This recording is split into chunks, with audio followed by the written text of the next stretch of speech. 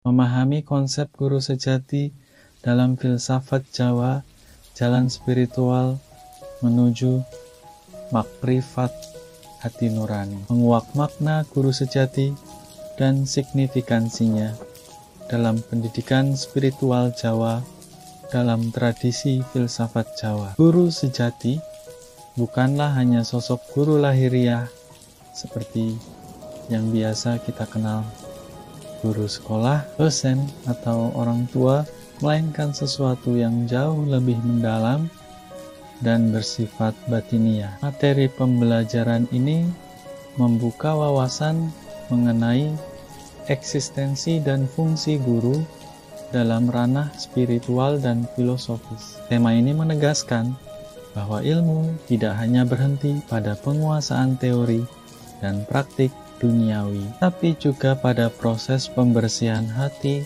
dan pencapaian kesadaran batin yang murni yang disebut sebagai guru sejati. Konsep guru sejati berakar pada pandangan filsafat Jawa yang memandang ilmu terbagi ke dalam tingkatan, mulai dari ilmu Kanoman atau ilmu dasar untuk hidup sehari-hari hingga ke puncaknya, yaitu ilmu kasampurnan yang berkaitan dengan keilahian dan makrifat. Pada intinya, guru sejati dianggap sebagai manifestasi dari unsur ilahiyah dalam diri kita yang berwujud hati nurani yang jernih dan bersinar. Oleh karenanya, mengenal dan memahami guru sejati membuka jalan untuk mengalami kebenaran hakiki dan kesadaran spiritual yang sejati. Pertama, kategori guru dalam filsafat Jawa.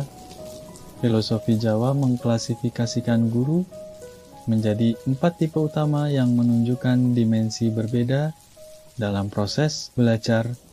Guru rupa, guru berwujud sosok nyata seperti orang tua, guru sekolah atau dosen yang mengajarkan ilmu lahiriah dan dasar untuk hidup di dunia. Guru wicoro atau sabdo, guru tanpa wujud fisik, biasanya berupa tulisan, buku, atau ajaran yang bisa dipelajari secara tidak langsung dari kata-kata guru rupa yang telah tiada atau jauh. Guru laku, guru yang hadir melalui pengalaman hidup sakit, kegagalan, kekecewaan, yang menjadi pelajaran berharga dan pembimbing dalam kehidupan. Guru sejati. Topik pembahasan utama guru sejati adalah manifestasi ilahiyah di dalam diri sendiri, bukan sosok fisik. Ia adalah suara hati nurani, pemandu batin yang mengarahkan pada kebenaran sejati. Konsep ini menjelaskan bahwa guru sejati tidak dapat dicari secara fisik, namun perlu digali melalui olah batin dan kesadaran diri. Guru sejati dikenal juga dengan istilah guru gaib, guru sukmo, guru batin, atau guru hidup. Guru rupa adalah sosok terbanyak dikenal secara umum dan sering dikaitkan dengan peran orang tua, serta pendidik formal. Guru laku mengajarkan bahwa pengalaman pahit sekalipun mengandung hikmah dan menjadi guru terbaik dalam kehidupan. Kedua, hubungan guru sejati dengan hati nurani sebagai media penerang. Guru sejati dalam filsafat Jawa erat kaitannya dengan hati nurani atau nurani yang dipahami sebagai suara halus dalam diri yang memandu manusia menuju kebenaran. Hati nurani berfungsi sebagai saluran atau channel bagi cahaya ilahi yang memantulkan pancaran hidayah dan petunjuk Tuhan dalam batin manusia. Kompas spiritual yang memberi rasa tenang saat memilih kebaikan dan rasa tidak nyaman saat mengarah pada kesalahan atau dosa. Jika hati nurani terganggu oleh nafsu dan emosi negatif, cahayanya akan terhalang hingga menjadi gelap dan bimbingan guru sejati sulit diterima. Analogi yang digunakan adalah hati nurani sebagai antena radio, di mana guru sejati adalah sinyal ilahiyah yang harus ditangkap dengan hati yang jernih agar suara batin terdengar jelas. Perbedaan suara hati nurani menimbulkan ketenangan dan kebaikan tanpa pamrih. Nafsu mengajak pada kenikmatan dan kenyamanan yang terkadang berlebihan dan membawa dampak negatif. Bisikan setan membawa keraguan, kegelisahan, dan mengarahkan pada yang buruk, pendapat dan perspektif. Rasulullah Shallallahu Alaihi Wasallam dalam hadis menyatakan, pentingnya istafti kolbaka atau mintalah fatwa hatimu saat menghadapi kebingungan selama hati itu jernih. Guru sejati tidak selalu hadir sebagai suara nyata atau bisikan, tapi lebih sebagai rasa batin yang menuntun dengan halus. Ketiga, 3 jalan membangkitkan guru sejati. Untuk menemukan dan membangkitkan guru sejati dalam diri, filsafat Jawa mengajarkan 3 jalan utama tazkiyatun nafs atau penyucian jiwa, menghilangkan sifat negatif seperti iri, dengki, benci, dan keterikatan duniawi yang menjadi kotoran pada hati, sehingga hati dapat memantulkan cahaya ilahi dengan jernih. Laku prihatin atau tirakat topos melatih pengendalian diri melalui latihan kesabaran, pengurangan kebutuhan seperti makan, tidur, dan keinginan duniawi agar hati tidak terganggu oleh nafsu dan gangguan dunia. Olah rasa atau mengolah rasa batin, menajamkan kesadaran batin dengan mengenali, menerima, dan menyerahkan perasaan melalui tahapan serawung atau mengenali rasa, seleh atau pasrah, dan menerima dan manunggal atau menyatu dengan rasa ilahi. Olah rasa ini merupakan proses mendalam yang menjernihkan batin untuk membuka jalan menuju guru sejati. Contoh proses olah rasa, seseorang yang mampu mengambil jarak dengan emosinya, seperti mengenali ketika marah atau sedih, dan mampu membicarakan keberadaan perasaan itu dengan diri sendiri, membentuk kesadaran batin atau detachment sekaligus self-awareness. 4 profil orang yang telah bertemu guru sejati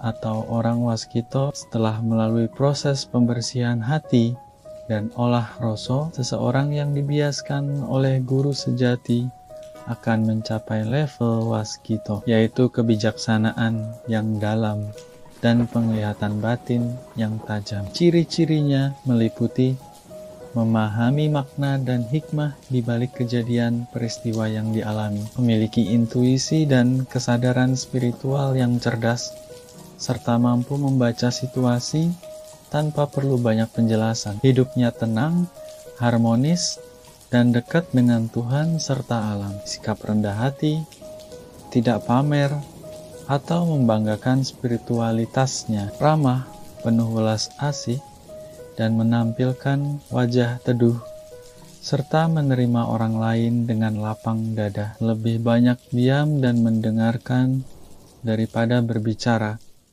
tetapi saat berbicara selalu membawa kedamaian dan ketenangan, tidak mencari pujian, pengakuan, atau popularitas. Hidup sederhana dan bersahaja, teguh dalam kebenaran, jujur, berani menegakkan kebenaran tanpa menyakiti orang lain. Argumen profil ini menolak sikap pamer spiritualitas dan kesombongan, menegaskan bahwa kebesaran batin lebih terlihat dari ketenangan dan pengendalian diri daripada keributan ucapan. Kelima, simbolisme dan contoh kisah spiritual. Lakon Dewa Ruci Cerita Dewa Ruci yang dipopulerkan dalam tradisi Jawa merupakan gambaran simbolik perjalanan spiritual seorang manusia dalam menemukan guru sejati. Bima atau Werkudara, seorang satria yang disuruh mencari air Perwitosari atau air kehidupan, melambangkan perjalanan spiritual, pencarian hakikat hidup. Dalam pencarian, ia menghadapi rintangan berupa raksasa dan bertarung melawan ular naga, atau simbol kotoran batin dan nafsu yang harus ditaklukkan. Akhirnya, bertemu dengan Dewa Ruci, sosok yang kecil namun merupakan simbol Tuhan dan guru sejati yang ada dalam dirinya sendiri. Masuk ke dalam Dewa Ruci secara simbolis mengartikan masuk ke dalam diri sendiri untuk menemukan air kehidupan yang sejati, yakni makrifat batin. Dalam perjalanan, Bima disuruh melewati godaan panca indera dan berbagai nafsu yang divisualisasikan sebagai warna-warna cahaya yang harus dikesampingkan sebelum mencapai kesucian atau warna putih dan akhirnya mengalami penyatuan dengan kehendak Tuhan. Fakta, cerita ini merupakan simbolisme mendalam yang membuktikan bahwa guru sejati adalah diri sendiri dalam kesadaran hakiki yang bersih dan hening. 6 kesimpulan, implikasi dan makna guru sejati.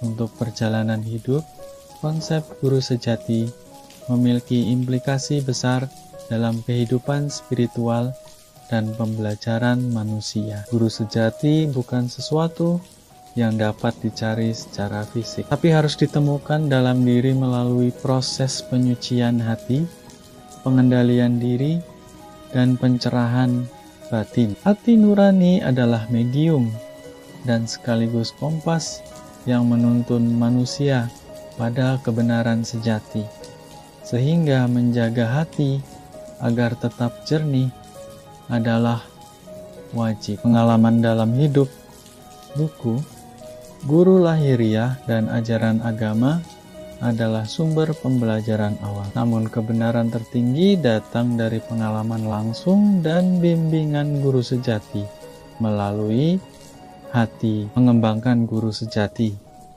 adalah investasi spiritual yang membawa kepada kebijaksanaan mendalam atau waskito, serta kehidupan yang harmonis dan penuh kedamaian. Kisah dan filosofi Jawa mengingatkan agar jangan pernah meremehkan warisan budaya dan filsafat leluhur yang dalam banyak hal menawarkan kedalaman dan keindahan dalam memahami diri dan Tuhan.